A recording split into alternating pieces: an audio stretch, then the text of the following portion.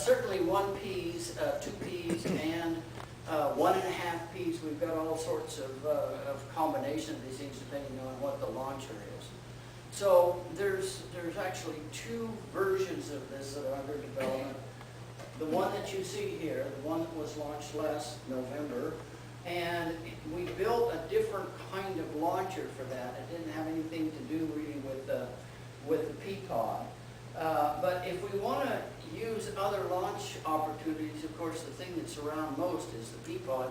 So we want to develop something that conforms to the P-pod. And the idea was, well, what if I can take this thing and I can slice or FOD? Okay, it is a Morehead Rome femtosat orbiting deployer. So, you know, I don't know whether people cringe when they say that or not. They always like to do something that kind of gouges a little bit. Okay. And this I kind of call, we haven't really named it yet because there's a cluster of them, I call it a cluster sat. Okay, so what's small? You know, this was the first one that was launched, and the history of that is really, really fascinating if you go back and look at it now that they've told everything about it. I didn't know until this year that when the Russians launched that, what significance the size and the weight was. But the significance of the size and weight is the Russians were showing the U.S. they could launch something that could be a nuclear warhead. So that's why the size comes out, and I never knew that. So the U.S. had to come along and they had to build something, and I'm sure you're all familiar with the little Vanguard. That's in the Smithsonian with its antennas all bent up for an obvious reason. I think you're all familiar with this. Was not too spectacular, but anyway, we've got a satellite up. Okay. My experience has been in small satellites at universities from the very beginning. I did some work at Weber State University. We built with the students and launched a couple of satellites. And then I went to Stanford University. And these are the first 2 satellites that we built there. I went there in 1994. And the idea that I had was, hey, can I take the students through a complete cycle of a satellite in 1 year? And that was really kind of naive. Here's what you see after 5 years worth of work. You know, that every time a new group of students come in, I just had master's degree students. They redesigned the satellite. But the significance of this is the satellite that's on the left. You see there's a door open there, and there's actually a femtosat launcher there that we developed in cooperation with Aerospace Corporation and funding from DARPA. So, and again, I think you're all familiar with the different nomenclatures for the satellites. So our objective here was to provide these students with hands-on practical training in system engineering. And I wanted to take them through the life cycle of that. Now, at Stanford, they don't have an undergraduate program. They have a graduate program. And it's interesting, their master's degree students that are there for only about 1 year because they have a non-thesis option. And so they just take the coursework and leave. For other places, you know, they're generally takes them a couple of years. So, you know, here was kind of our outline of what we wanted to do. Our guidelines in 1994 was to build actually a microsatellite, get it developed in 1 year with a cash budget of $50,000. You know, everybody laughed at us. You know, you can't build anything for $50,000. It's not so now. So what was it for? Education, government and industry got involved, as you know, later. With programs that I was involved with at Stanford, it was taking too long. A little more than $50,000 to build, and certainly launching a microsat is very expensive if you can get a launch at all. We were very fortunate because at Stanford, the 2 satellites we had, we were able to team with people that helped get a launch. Okay, so this is a satellite called Opal, and we launched these little pico satellites. It was a thing like a cartridge thing for a gun, and the idea was just open the door and kick them out. So they're about the size of a Klondike ice cream bar. We got our first launch of Opal actually on a Minotaur, one of the first Minotaurs out of Vandenberg, and you can see it there. It's the one with the Taco Bell cup over the antenna. So. Okay, and this is a very interesting. How many people have had any experience with a Minotaur? Any of you? It's pretty cool. You know, that's a converted Minuteman missile, and then what they do is I think they put the last stages of Taurus on the top. And the way they do it is unconventional in the way they work it. You see that gantry that's there, and in the background you can see at Vandenberg, you can see the shuttle building where they were going to launch the shuttle from the west coast.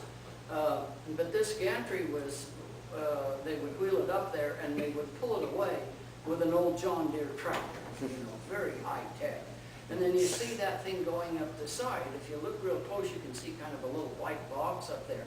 They were having trouble with some of their equipment overheating while they were on the pad. So their solution to it was to take a styrofoam cooler, fill it full of dry ice, and then run an air hose up that blew over the cooler and then blew in on their equipment to keep it cool. And now, you know, that might not be NASA approved, but it worked. Okay, so here's the thing that got launched. These people took some pictures of it down in LA. Okay, it was an interesting spacecraft for us, and it was unstabilized and it was spinning, and you can see it spinning there. We got some temperatures off of it that kind of scared us, so we had, see the temperature going up there, we had some NiCad batteries in it, and we're having trouble contacting the satellite, as you often do when you first build them. And this thing started heating up, and what we think happened is we built this thing with no battery charge control, because one of our mentors said, hey look, the solar panels you've got on it are not enough to overcharge your battery. Don't worry about it. So we just hooked the solar panels right up to the battery. And it turned out, for some reason, it was on a terminator orbit, so it was in the sun all the time. And it turned out, for some reason, the bottom of the satellite got pointed to the sun. It turned out that was where our biggest solar panels are, and it turned out that was where our batteries are. And you can see it got up to about 70 degrees centigrade, and we talked to the guys at Aerospace that were the battery specialists, and he said, what happens when NiCad batteries get up to 70 degrees centigrade? They said, they might explode.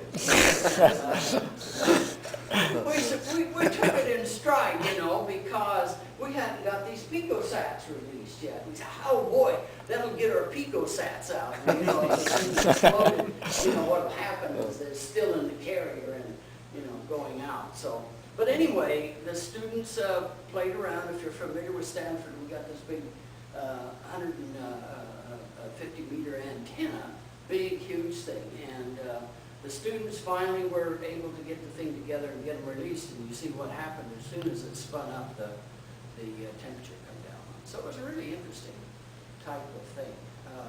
So from that experience, we said, oh, hey, one way to solve some of the problems we got is to build a smaller satellite.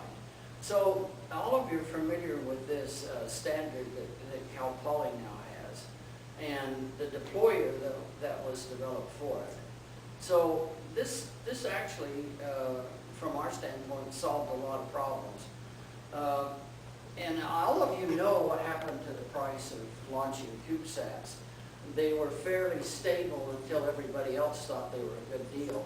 Then they got in on it, and you know the price went from 40,000 to probably closer to 100,000. We said, well, the way to get away from that, in about 2005, I said, well, let's cut this thing up again, make it small. Nobody will care much. But we got able to work with the Gauss team in Rome, and they had this microsatellite of which we were able to put these picosat launchers. And we built some initially. You can see them here. In fact, one of them is the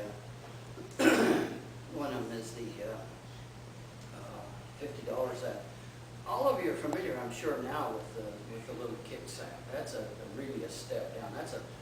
If you find out about that is really a magnificent piece of hardware that has some phenomenal features, but I won't go into that. So This afternoon, what I'm going to do is talk a little bit about space environment, orbits. And I know all of you have had this sort of thing, but as I say, I was hoping some students would be here. So let's pretend you're students and ask questions and stay awake. Okay, a little bit about the power system. So maybe this will be useful for you. So what I'd like to do now, before I go on, is do any of you have any questions that you just are burning to ask? Yes. So you got the 1P standard, but not really Pocketqube 2 standard. Well, there's two standards. They feel like it's an unstandard standard. Right. They feel This is one standard because we launched these on the UNISAT 5 that was on the Russian, so it was launched from a microsatellite. And Chantal Capelli from the Gauss team in Rome is going to continue with that. She's going to build another UNISAT. So there'll be opportunities to actually launch these. And well, that's kind of what I was getting at is, with a couple-year lead time, what standard should somebody design for? I think if you get a hold of Chantel and pin a launch down, I'd say go with this one. Hey Bob, we have Yeah. some slides on the standard if you want me to pull them up. Pardon? We have some slides on the standard if you'd like me to pull them up and you can show the drawings. Maybe you can when you come up. If you Okay. want to. Okay. Actually, what Chantel has agreed to do on the UNISAT, I think it's we call it as a UNISAT 7. Actually, she's agreed to let us put a 3P in there, so we could even have a 3P or 2 1.5s, or a bunch of 1Ps. But that's the thing that's coming up the quickest. The next that's coming up is the one where we've sliced this so that we get 4 2Ps out of it. And right now, Chantel is working with JAXA for a launch off the station with that. So probably in the long run, there'll be a lot more Pocketqubes developed around Pocketqube Standard 2 than there will this other one, Pocketqube Standard 1. Any more questions? Howie, can you come up and talk a little bit about $50 an acre? Okay. And Gustav, maybe you can come up also because you got some pretty neat hardware there. Okay. You could show that. Let me see if I can.